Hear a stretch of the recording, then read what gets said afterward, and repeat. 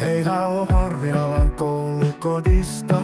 Elämän aloitin ja oppimisain olin nuori tyhmä ja laiska vuosia yritin ja yksin.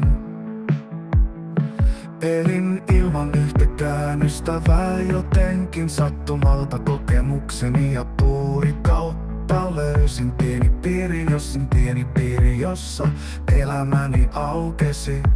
Löysin ystäviä, tukea, turvaa. Enää ei tarvi olla yksin, olen oppinut elää ja muuttaa elämää, olen nähnyt maailmaa hämäristä ja oloisista piireistä. Nähnyt kaikenlaista ja kuullut kaikenlaista, mutta ne ovat kasvattanut minut ja siksi olen tällainen oma vahva itseni.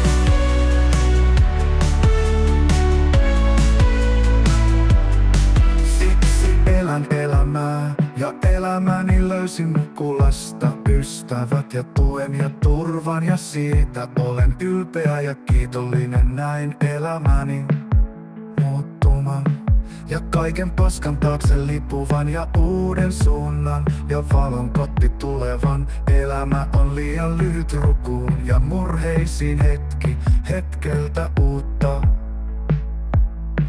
Kohti hiprakasta löytyy aina tukea ja ystäviä, se on yhteinen olohuone. Hämäristä ja oloisista piireistä, nähnyt kaikenlaista ja kuullut kaikenlaista, mutta ne ovat kasvattanut minut ja siksi olen tällainen oma vahva itseni.